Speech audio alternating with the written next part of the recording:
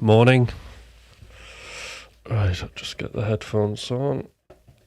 Check. 1, 2. 1, 2. There we go. Hi. All right.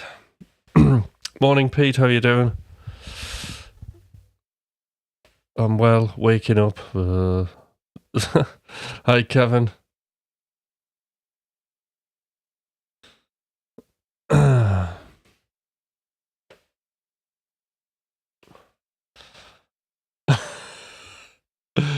Kevin's still up for adoption. I need to work out why.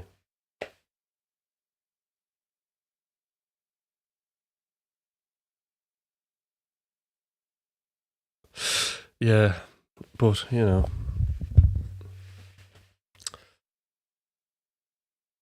I wonder why my camera blurs. Let's investigate. Come on. Or is it my eyesight? I don't know. Seriously. Oh, it'll do. I'll fax the final adoption certificate tonight. Forge my signature on it.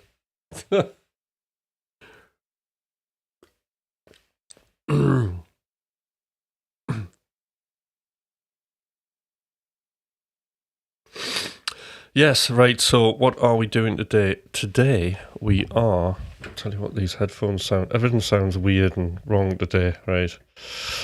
Right, what are we doing today? We are doing some more drafting. That's the idea. Drafting.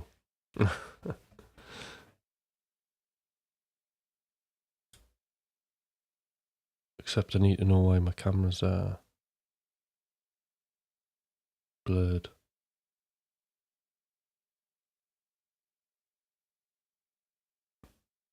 Ah, it's throwing me a bit, that, you know.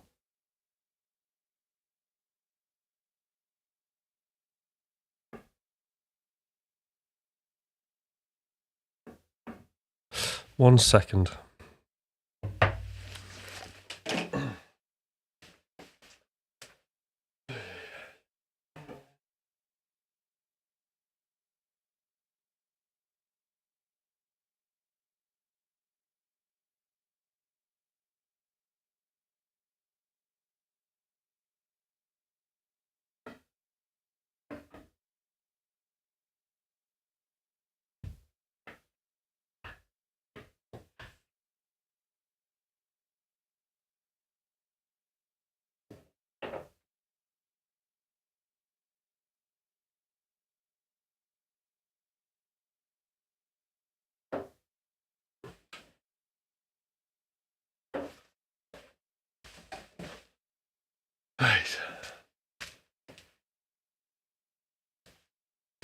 Right, I've changed the focus area.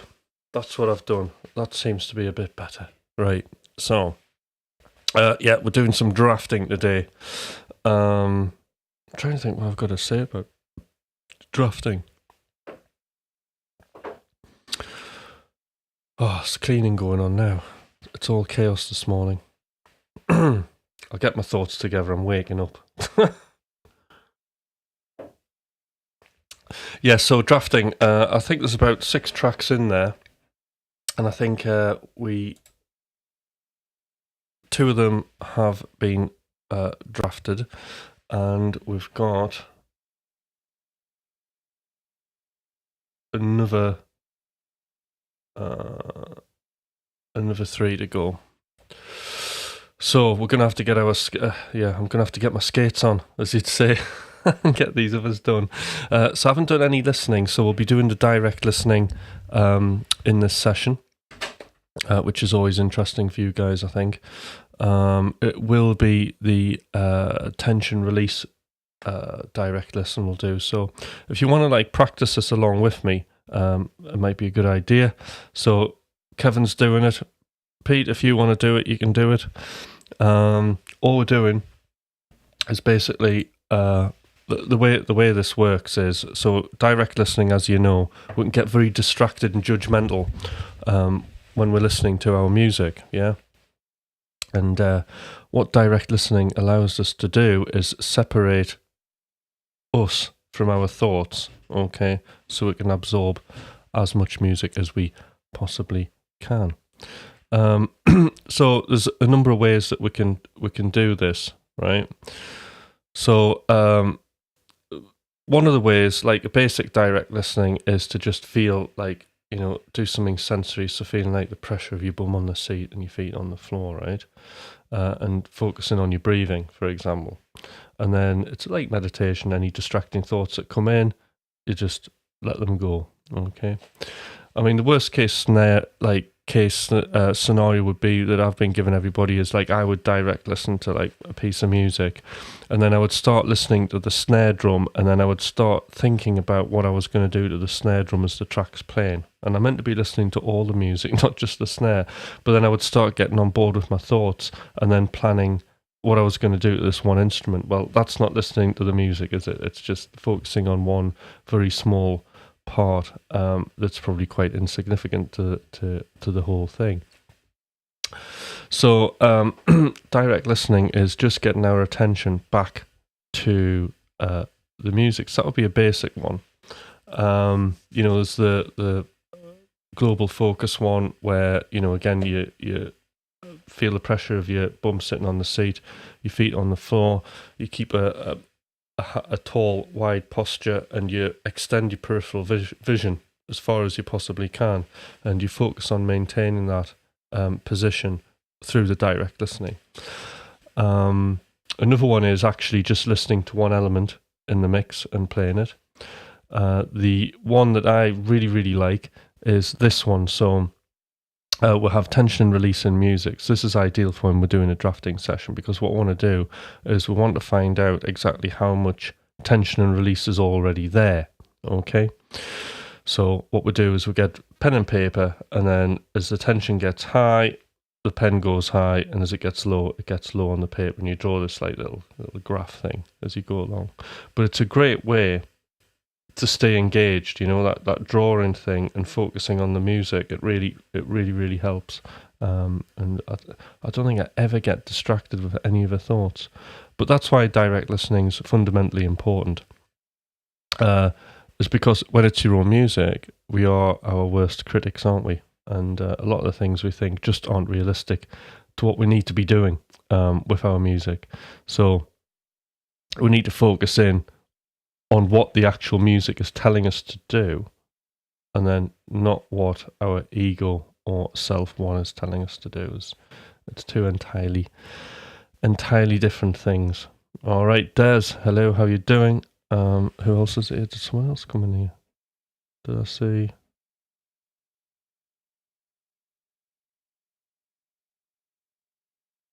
I thought I saw Zed appear.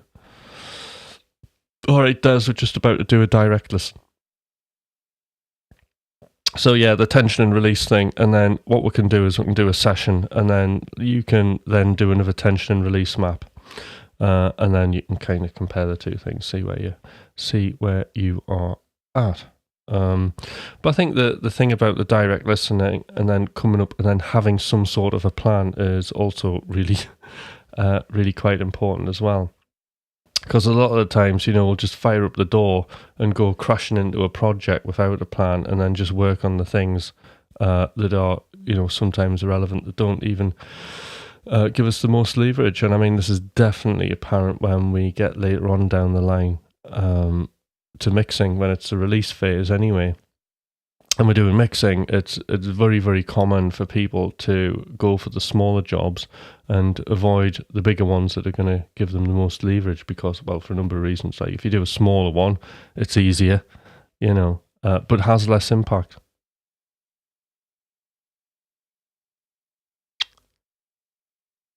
Excellent. Right. So, yes, direct listening, very important. Right.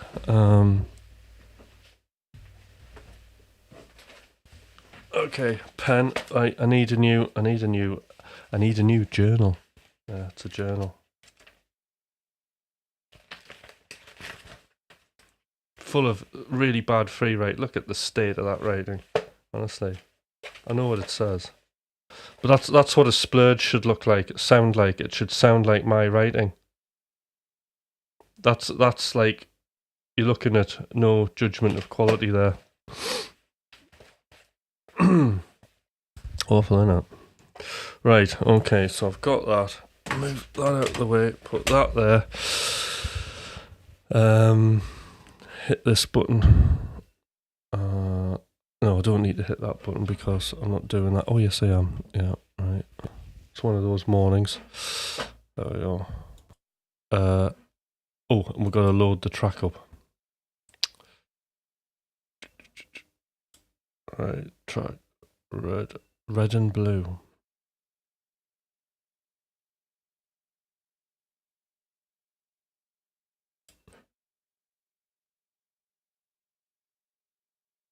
Red and blue.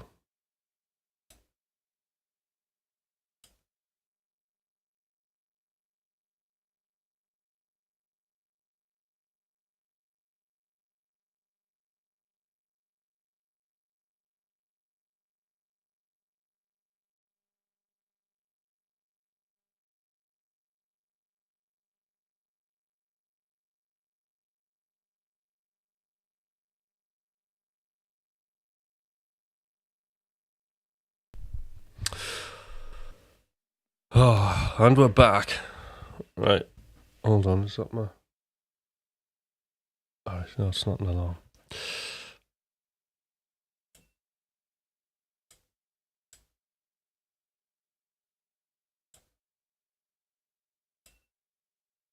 Right, this looks interesting. Right, here we go, a direct lesson. Oh, we're ready with pen and paper.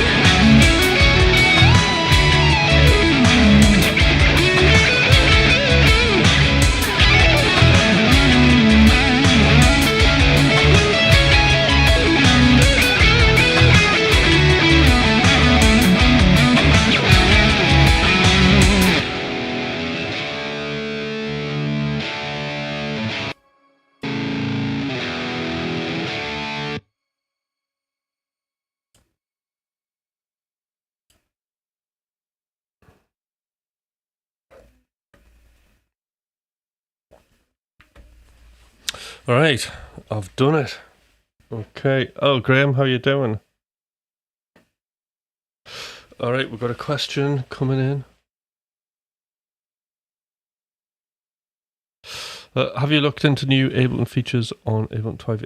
Yeah, I've had a brief look. I can't remember any of them. Apart from obviously you can have the mixer and all of this stuff all on one page now, which would probably be quite handy. I can't think. There's a few new instruments. I know that. There wasn't anything. I mean, the bigger fader, the bigger faders will be probably quite good. But I can't really remember any of the other features. It didn't seem to be that massively different to me. There was nothing that was absolutely blowing my mind. However, I'll pre-order it because I'm an Ableton slave and just get it anyway. So in fact, I'll probably get the beta. But yeah, I think I've started looking at the new MacBooks actually. So, because that's been the thing that's really on my radar is the new. We've got the new M3, so an M3 Pro might be quite good. Yeah, I need to go. Kevin. I'm going to go get a new journal. I'll not have any time to get at the shops. I don't think today. I'm going to try. I'll have to get one though.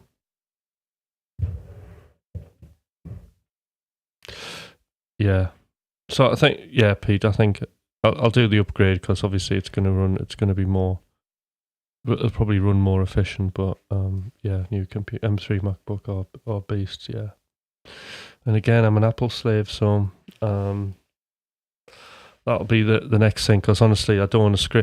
I mean, I would be great to have that extra power. It just means I can run at lower latencies. Because we're not on the edge of things, but things do happen with this setup on because I'm running Ecamm Live and I'm running Ableton Live, and sometimes the projects get quite heavy. So it'd be better to be able to run at smaller latencies, because then I can get more of the heavier plugins involved later on in the process, and then not have a massive delay on my mic. Because the weird thing is when I'm using headphones, which I have to in the studio when I'm doing music, because it just sounds 100 times better, I need to be able to hear my voice on the mic. When I'm wearing headphones and I'm speaking with headphones on, it's weird. It's like being hard at hearing. If I don't have headphones on, like when I'm doing the lives with Thomas, then it's fine. But then the problem with that is because I need to be able to hear myself, then I need to be able to hear myself without a delay. So you need the faster latency. Having said that, it's not all bad because it means I've got to be very selective with the plugins I use. So I'm pretty much, on this project, I'm pretty brutal with all the plugins I'm using. So, they're all got to be like zero latency or the smallest latency. So all of the neural DSP stuff is like out the window for this. If I used as many plugins, neural DSP on this project, there'd be there'd be a massive delay on this mic. But Thomas's 2 samples, 0.045 milliseconds. In fact, 0.05 milliseconds is if you convert that into dollars, it's the same amount of money we get paid from one Spotify play. I wonder if that's a coincidence. There you go. So there, the latency is as low as the Spotify royalties. That's what you want, if there's going to be any latency. Not that I'm being, but God, honestly, there's, I can't wait for AI to just mix music. It'll be so much better. Right. I don't know where that came from. Probably because I'm thinking about money and I'm thinking less time, more music out, therefore more revenue or something. There'll be some correlation there. Give it a year. It's going to take more than a year. I had this conversation with my coach, right, Mike, because he was like, "Oh, the machines are coming," right, and then there's me getting, I'm getting absolutely tooled up. Like there's going to be some sort of post-apocalyptic thing happening in the music industry, and I'm like totally like analysing everything, and then deciding, you know, for me, right, because of the AI thing, all it means is I need to be careful. Hi Zed. What it is I just, the way I'm thinking about it is I just need to be careful on what skills I develop. That's what it is, and what I put time into. So really, I'm not putting any time into developing mastering skills because, as we know, AI is doing quite a good job of that. Good enough anyway for me. So I'm quite happy with that. So that's a done thing. So I'm not going to spend time learning, putting into mastering, period. And then eventually, I think that'll seep into mixing in some way, or it'll be. I mean, I'm already using some assistant tools. I mean, there's only been, having used quite a lot of different AI machine learning plugins. There's only really been the Sonable stuff that I think is the smart EQ that I really think, all right, that's really good. And that's actually due to the fact that you can control the AI. You know, you can fade the AI in, you can fade it out. Whereas the isotope stuff is just, it suggests plugin change, does it, and then I spend more time undoing it and then redoing it than I would, you know, so I might as well just do it myself. And then I got it to do the leveling, the mix thing, and by the time I'd set it up and got it to do it, it was a rubbish result, and I could do it better. So that wasn't there yet. But I think the interesting thing it has triggered me is it's triggered me into putting more time into physically playing an instrument, because you know, those are the things people are going to want to see. So I've listened to a lot of podcasts and things, and one podcast I listened to, they were trying to, it was a marketing one, the music marketing thing, and they were trying to, you know, they were discussing what the future of AI would mean, and I think the conclusion was that at the end of the day, people will want to see other people looking good. So playing guitar and looking good is potentially what I could end up focusing on. So expect better hair. Well, I'm working on version 3. I've actually got some fake diamond studs, like what footballers wear. I didn't wear them for the live. But we still have to make music, obviously, because that's the backdrop of what we're playing guitars on, I suppose. And we still want to make, like, really, you know, none of that's changing yet. You know, not for a while.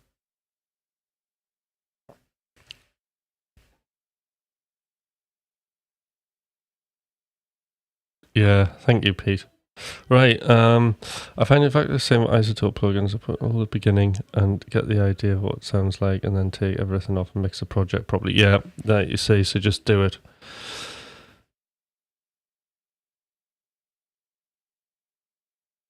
Kevin, amen.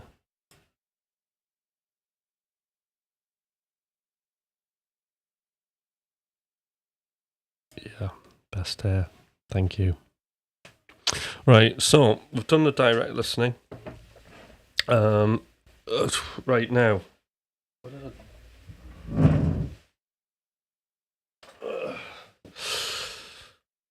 So that's what my tension release map looks like. It's it's quite exaggerated, that, but the whole thing felt relatively flat.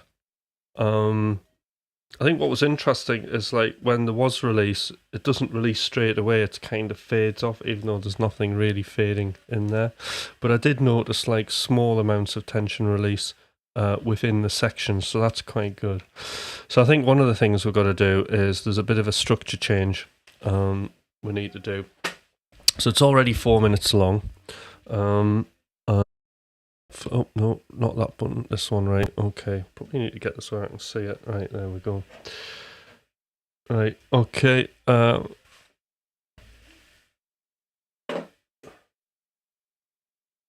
Kevin, do you want to send? Oh, I think you've sent it. Aha. Actually, that's really interesting.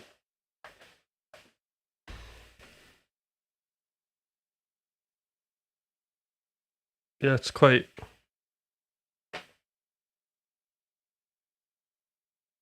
Yeah, it's quite similar.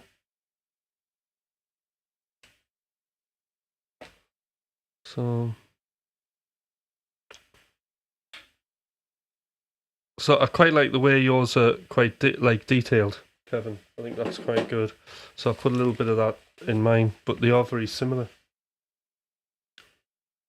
Focusing on the tension of the guitar, right? That's a good idea as well. So I'm trying to do it. I mean, there's no right or wrong in this. I mean, for me, I try and keep a global focus on the music, as opposed to going on one instrument. But actually, that's very good, Kevin, because that's the main part, isn't it? So there was something.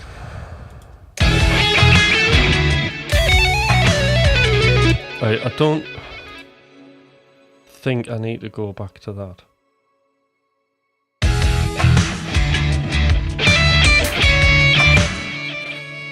So that can get moved. I did like this little breakdown bit, was very good.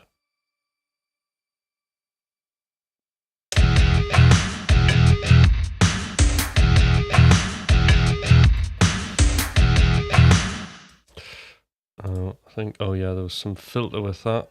That's not, because it doesn't sound great without that filter.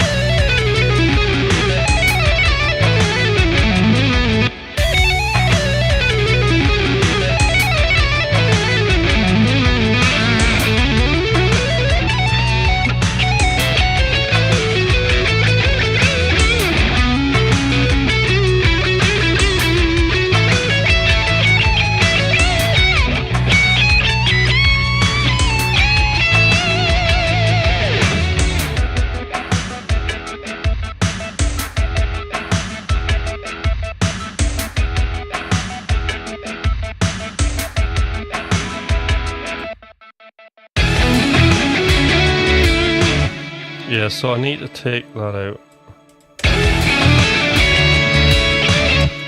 We'll go back into a chorus.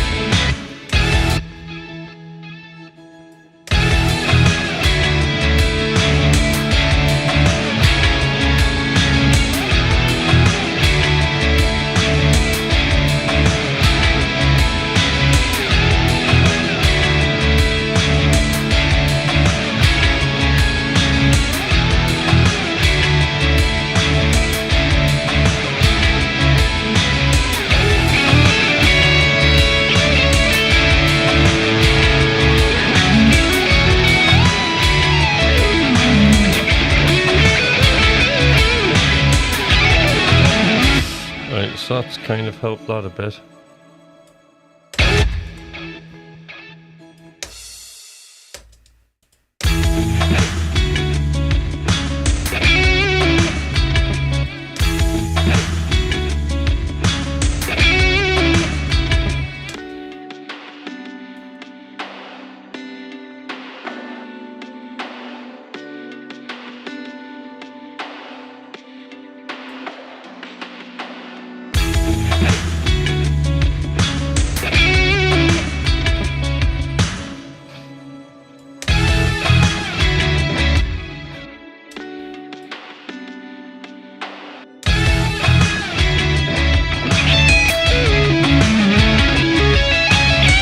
Another thing we could do, I've just had a thought about.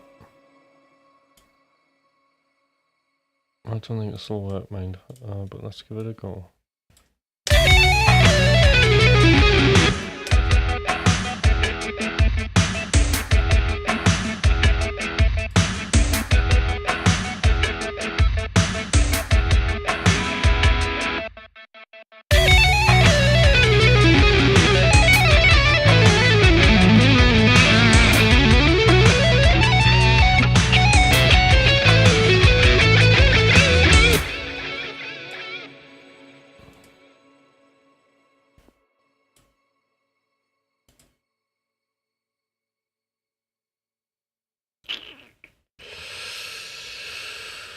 Right.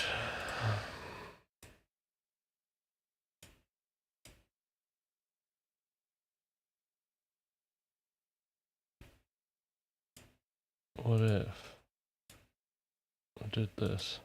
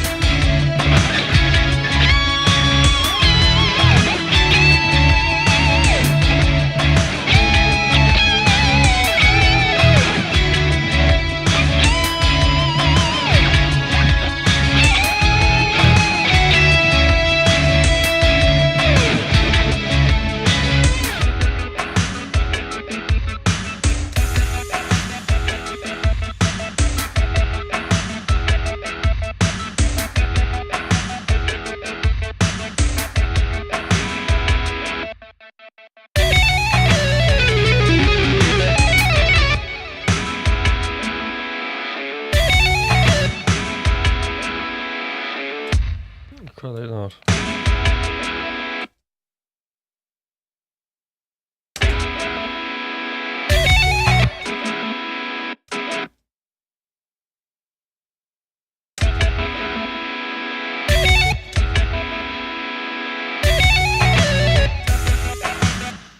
I'll figure the details out later. But we're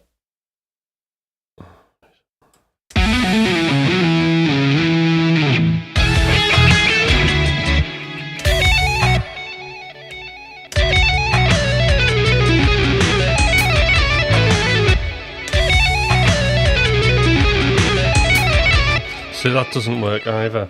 So that doesn't work going into that.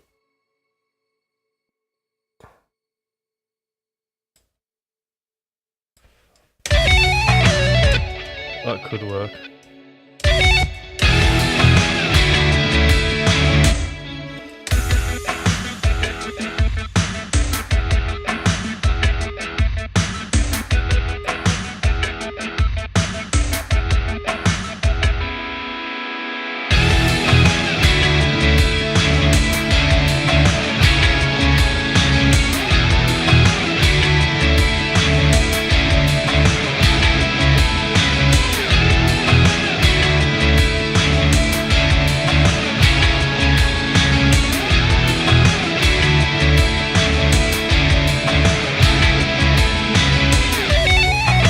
Oh, sorry, okay.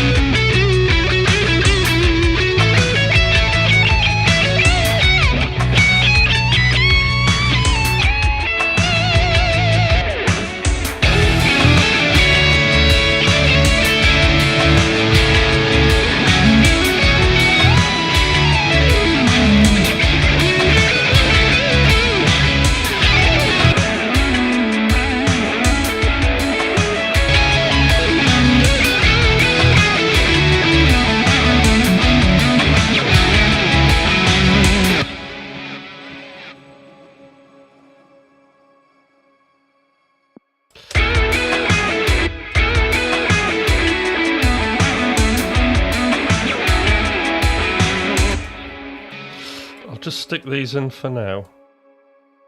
I'm using a lot of them, I know, but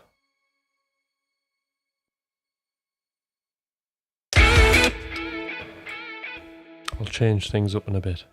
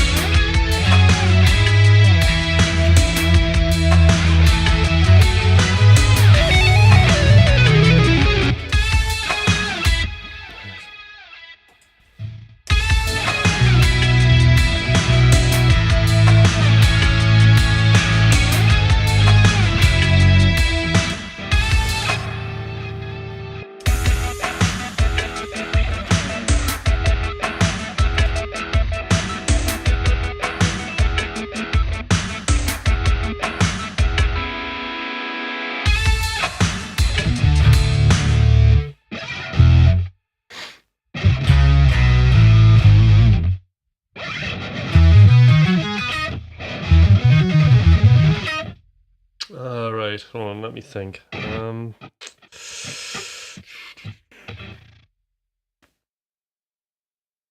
I want to go?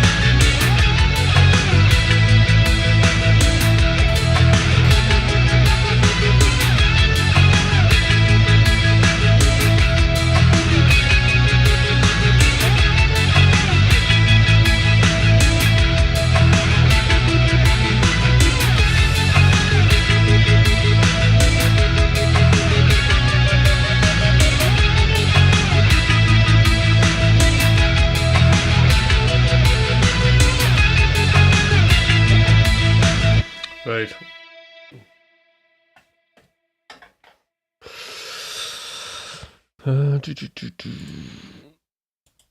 Right, Pete, what info... Just save this there. Wait a minute. Okay. What... Missed it. What interface do you use, Tim? I'm using UAD. I'm assuming you're not, as I never see you using any other plugins or console. Yes, correct. I used to be a UAD person, but... and actually, when I did my new setup, I did get like a new UAD. I can't remember which one it was. The one, decent one that sits on your desktop. Plugged it in, and then I realised the latency on it was really high. And then because of that, I sent it back.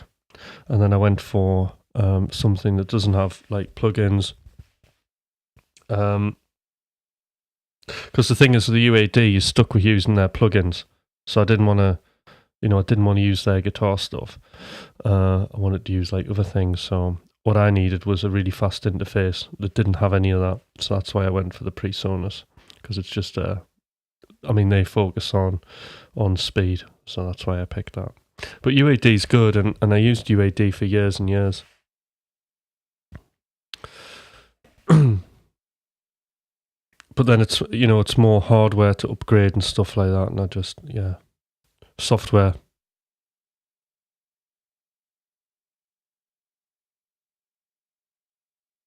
Yeah, it is. I mean, it's good that obviously you can get the plugins now and not run the hardware. That's the problem. It's just the hardware. It's not the plugins, But I mean, for plugins, for that high-end plugin thing, there's Slate and there's Plugin Alliance. So I have both of those, and I think they're really good. I think the Plugin Alliance stuff that's coming out is excellent. Really good. But actually, there's all of these flashy plugins, and whenever it comes to it, I tend coming back to the same thing, and that's like the Pro Q3. Like all my dance stuff was like just Pro Q3 and a reverb and a little bit of compression. So I'm sort of back to focusing to that, although I absolutely love the Smart EQ. So I haven't got it in this at the minute, the Smart EQ, but I will be bringing it in later on when we do the drafting to done sessions. So just to explain, so we have like the drafting turbo cycle, which we're doing. So we're going around these tracks, right? Okay. And we're turbo cycling them.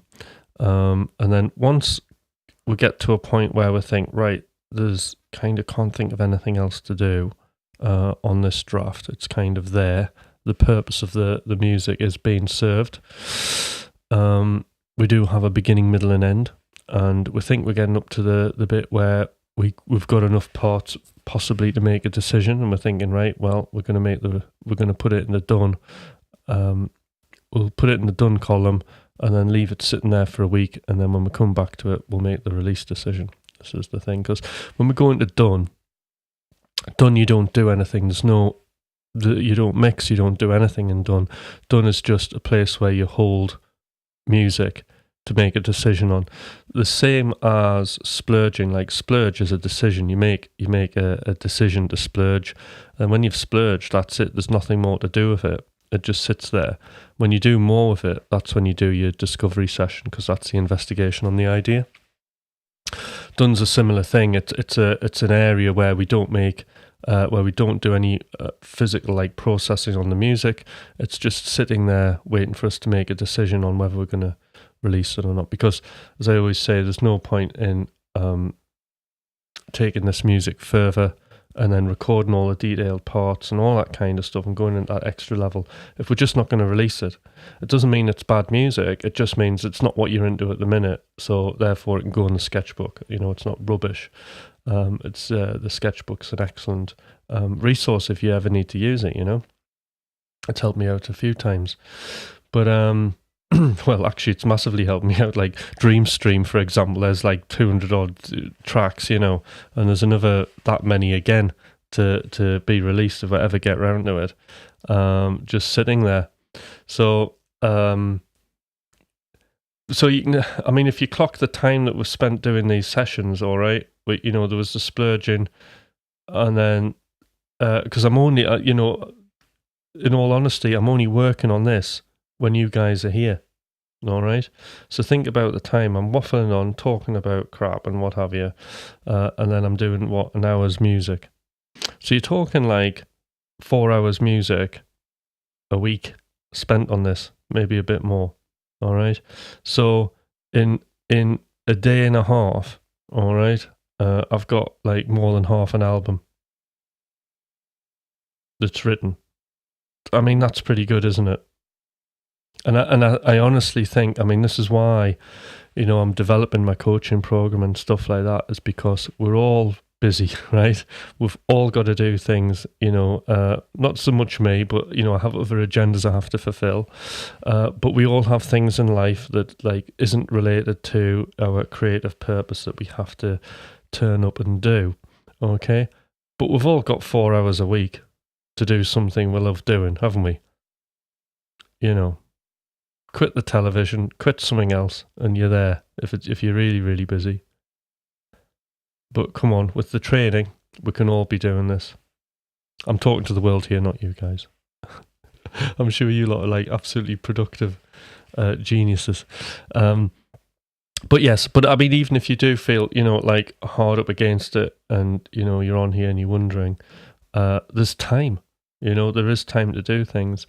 And a lot of to do with the concept of time is time can magically appear if you're keen and you're excited and you're fired up to do something. Suddenly time can happen as well. That's another thing you sort of find when you get coached, is you have an abundance of all these crazy ideas that you want to do, and you just want to do. Nothing's going to stop you. You're going to do it, And the other thing you find is, like, when you start doing it, the people around you who probably wanted your time kind of become more supportive of it, and they're like, oh yeah, do your music, that's really cool. For me, like, it completely changed my personality. I was a frustrated artist and probably not that great to live with if I wasn't doing my music. So, like now, like the missus is like, have you done your music today? Have you done your music today? Have you brushed your hair? Have you cleaned your teeth? Have you done your music? Yeah, I've done my music. Oh, phew. Okay. I mean, I wasn't that bad. I wasn't a wife beater or anything. But it's just, obviously she knows what a positive effect it has on me, because I do this in the morning and I've got time for the world, seriously. Like, nothing bothers me after I do my creative session. And that is it. 4 hours. 4 hours. And the benefits have been massive. In 4 hours, I've seen my guitar playing improve. It's given my guitar playing every day a direction to move in, to move forward in, that relates to the music that I'm making. So, like, everything becomes much more synchronized when you're doing that as well. Even, like, on the occasions I'm teaching guitar, I've got more interesting practical things to show people that's going to be of more use to them in the long run when they're writing music and what have you.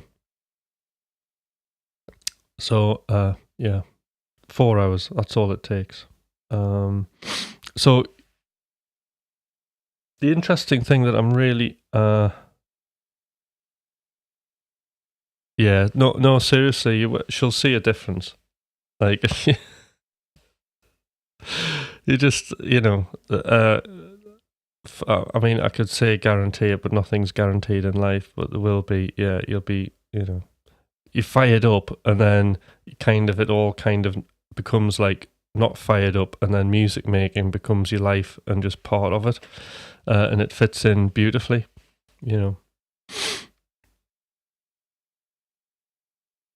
So, yeah. I mean, I'm like, instead of getting out of bed, leave me alone. I'm like, oh no, I've got to go to work. Oh, like, I'm up before everybody else, and I come out this room and I'm going, right, what's happening?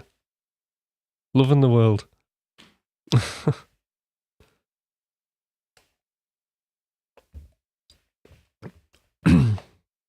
Yeah. So it's it's much better than how it used to be, where I'd come in from work and I'd go, right, quickly run past the living room so she doesn't hear, and get down to the studio, and you'd hear my feet go, and then the voice would be Tim, you're not going down there. You've got stuff to do. And I'd be, oh no. And then, like, with the final energy at the end of the day, I would do some meaning little jobs that needed doing, right? And then just resenting and hating it, like it just sapping and feeling my creative energy that was only about this much just go as I'm mopping the floor or hoovering the stairs, hoovering the stairs, doing the landing, about to hoover the bedroom, gone. There's no way I'm doing music now. And now I'm in a miserable mood. That was it. Don't have that now. I'm like, come in, right, where's the hoover? Done. Describing your life, but yeah, so you'll come in with that hoover. You see, I like, and then like the hoover, I've then bought a decent hoover. I went, actually, hoovering's all right, because I'm having like creative thoughts here of what I'm going to do. So I bought like a nice Shark cordless one. It's got lights on the front, right? I don't know if this is weird, but I think because it probably reminds me of my own old Scalextric set when I was a kid. Like, I turn the lights off and I hoover in the dark. I just have the hoover lights on.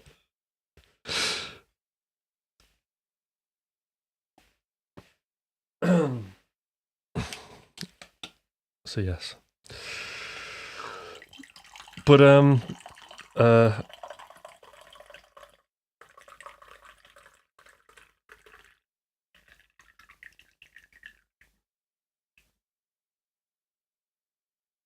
then the other thing is like when you get the process going, you realise it's quite serious. There's, hold on a minute, I'm not somebody who's aspiring to do. I'm doing music now, and then suddenly it's like, oh right, now I'm a producer, and then you really feel like you're a producer. It's like a mad feeling, and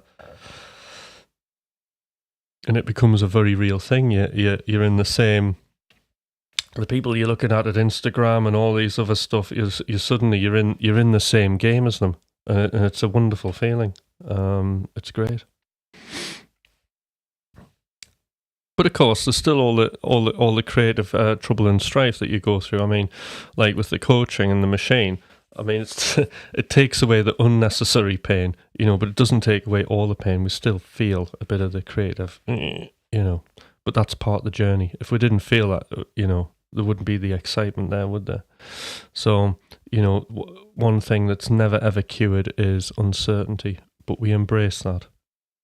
Uncertainty, for producers, we, music makers, we have to embrace that because you just can't predict the future. And yet, a lot of people who I coach, they start off really wanting that uncertainty. They want to know that if I invest my time in doing this idea I've got, will it all be right and work out better than what I expect? And the answer is, you just got to do it. It's an experiment. Scientists aren't bothered whether the thing, succeeds or not. I mean, they just want the data, aren't they? I don't think they get upset like, oh damn, the first experiment didn't work. They're expecting failures, but what they're doing is the course correcting, creating new knowledge, and therefore improving. And and that's why we can fly and go to the moon and all sorts of stuff. We're just not going to get there, straight away. And music is just thousands of decisions and problems that we're trying to solve.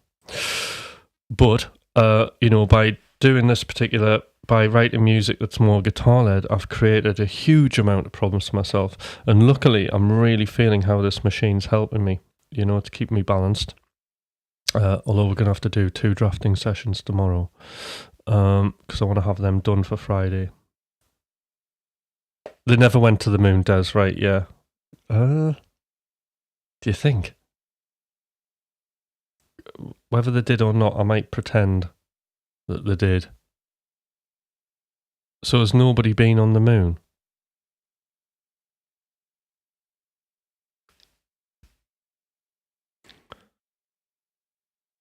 All right, I better check this out. I just thought, like, I've never given it any particular. I've heard people saying they never went to the moon, and then I've like glanced over a few things, and then all right, okay.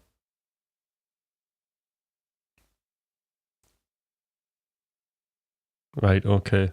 I'm going to look into it, Des. This sounds interesting. Oh, God. Well, somebody has to go there.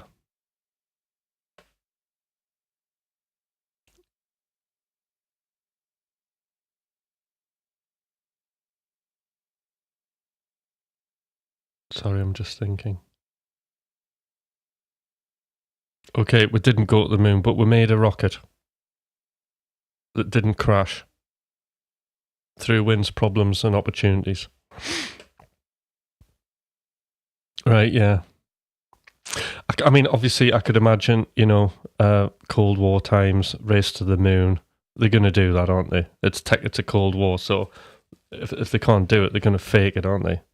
Of course, it makes absolutely total sense,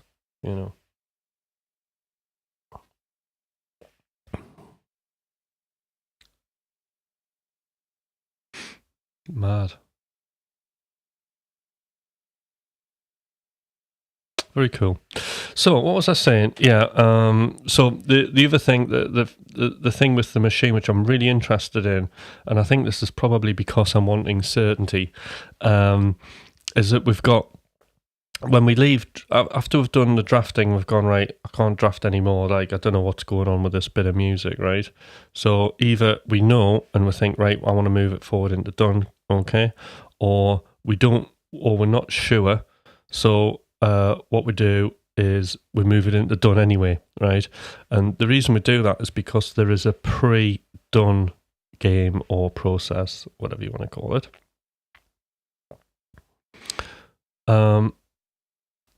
I could believe that as well. Does. So there is a there's a pre-done game, and what this is it's the first sort of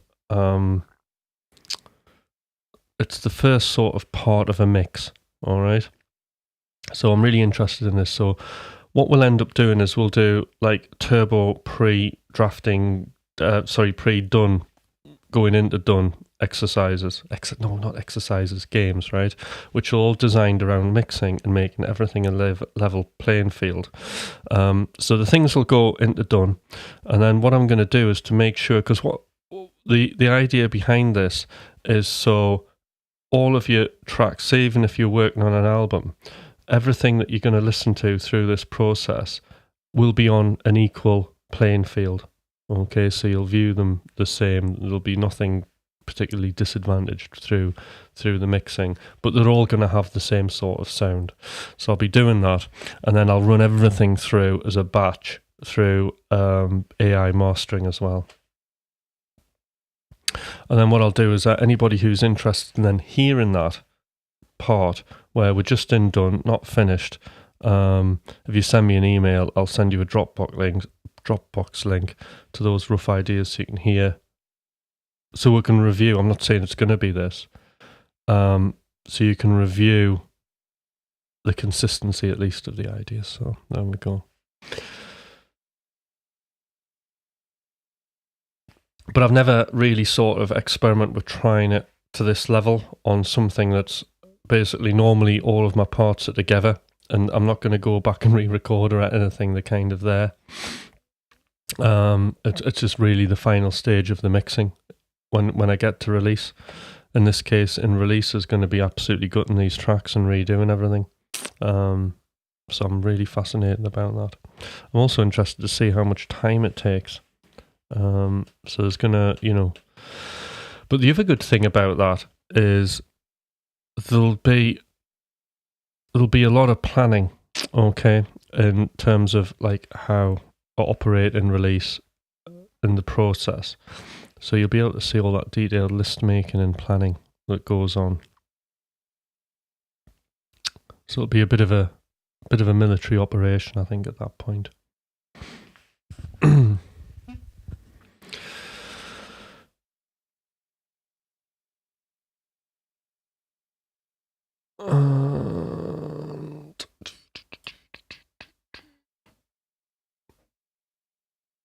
Okay. Anybody got any questions? I was waffling on there towards the end.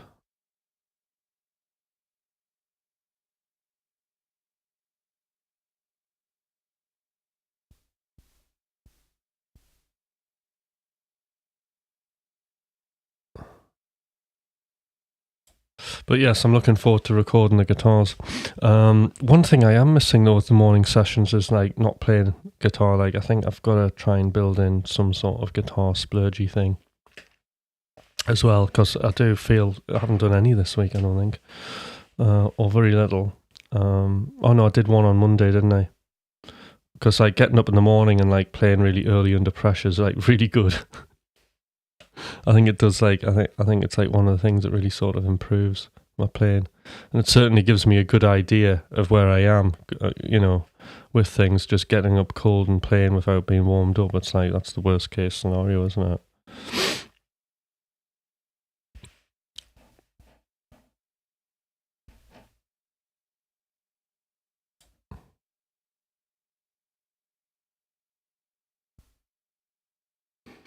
So yeah, tomorrow. So the plan is for tomorrow is to finish the 2 drafting sessions. There's 2 more tracks to do, and we're gonna draft those. So actually, I'm gonna try and use a deadline for these, and I'm gonna try and plan the sessions a bit today, and try and get certain things like timers for certain things. Because we do need to get things done, and actually deadlines are really good. I was talking about this I was doing coach training yesterday, and we were talking about sort of getting motivation, and things that can really help you get things done are habits. So as you know, I'm like a big habit person. Like I just make a habit out of absolutely everything, and then the idea behind that is, everything's automatic. I'll just pick a guitar up and not even think about playing it, and I'm playing it. I don't even know how it even got there.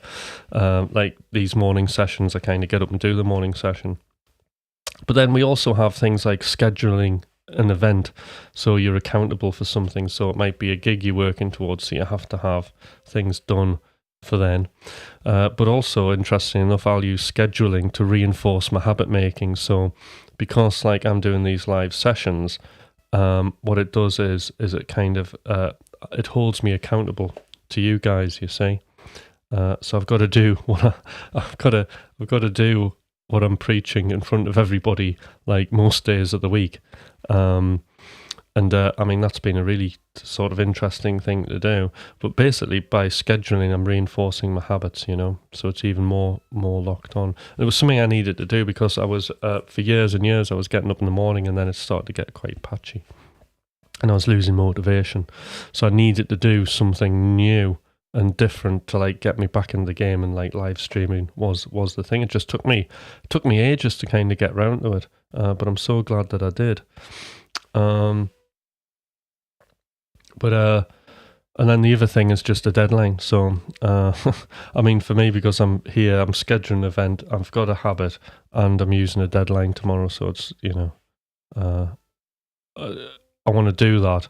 I want that deadline because I want those drafts done to that phase, so we're ready to do the pre-done exercise, the pre-done games for next week, if that makes sense. I shouldn't say I don't know why I'm saying exercises today. God, it's awful. Anyway, so I hope if anybody wants to say anything, I've got a few more minutes. I don't know if I've got any more coffee left. Oh no, this is it. So I've got till I finish my coffee anyway, and then I'm going to head off.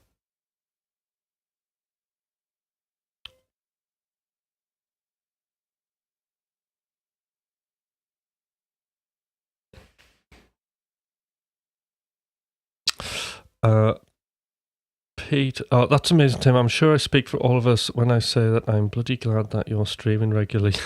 Thank you, Pete. No, it's a pleasure, and honestly, it really is an honour having you guys on here. It's a small, selective community, and that's kind of the way I keep it. I do understand that this channel's not for everybody.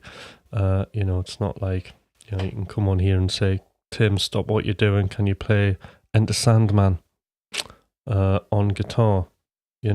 Oh, thanks, Des. It's not that kind of channel.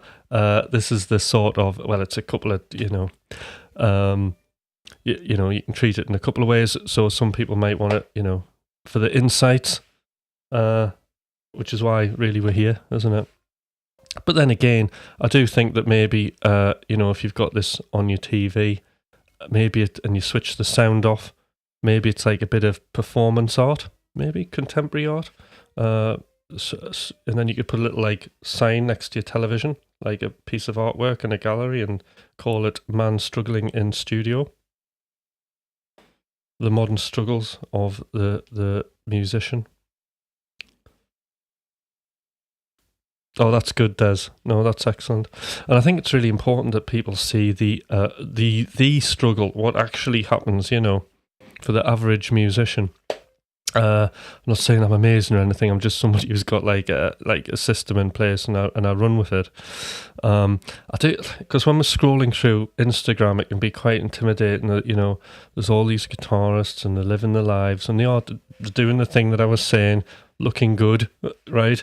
But then everybody's looking too good, isn't it? And it's just good, amazing. Everything's amazing, and then then you've got like amazing guitarists or guitarists who are average but look amazing, and then they start having, not mention any like really like hot looking girlfriends, and it's like, right, okay, yeah, it's just we need something real.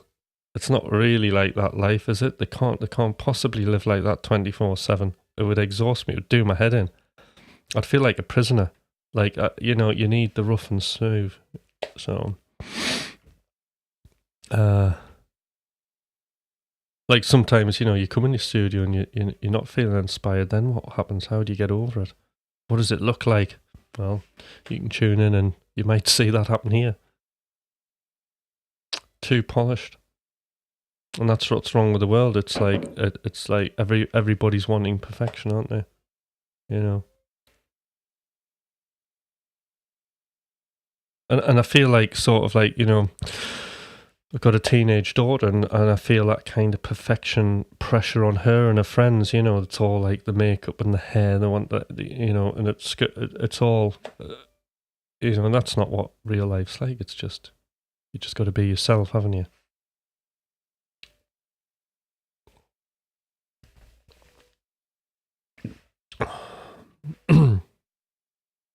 So that's it. And the only time I get anywhere close to perfection is maybe attempting the lives with Thomas, and we go out of our way to be imperfect. Like the first green screen session we did, it was like we did the whole thing. We couldn't find where the lights were. We were in darkness for the first half, and then when we did actually get it going, we decided to play salsa instead of a rock track.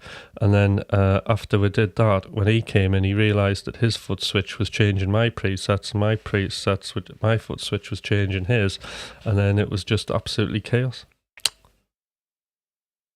Right, okay. Hot chicks wearing tight tops getting millions of views who are well below average pisses me off. Absolutely. Yeah. Sexualizing the guitar.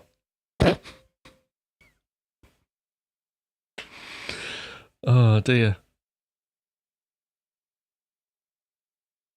They've even had it like, I can't mention it, but there's even like, I even stumbled on the reality show with the bands, guitar, like, so the Instagrammers, they've got loads of them together in a mansion, and they've made a TV program out of it, and then they've got to do a video. They've done a video, and then it goes into like playing silly games. Oh, it's just like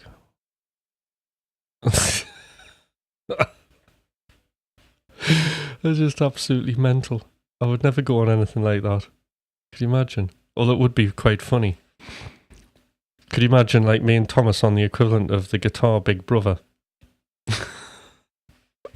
With other guitarists.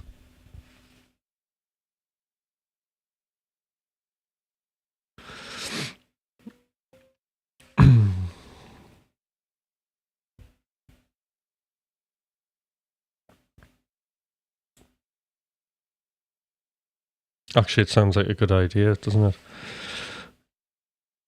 Big Brother for guitar. Tim's in the diary room having a crisis. If I've got to hear another pentatonic scale, 2 notes per string, in groups of 6, I'm gonna kill someone.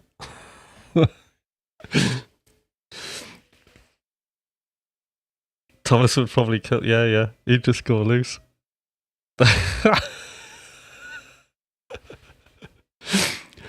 Well, he would be. Yeah, he'd probably do lots of pranks, wouldn't he?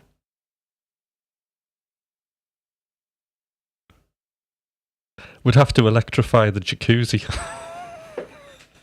That might kill somebody.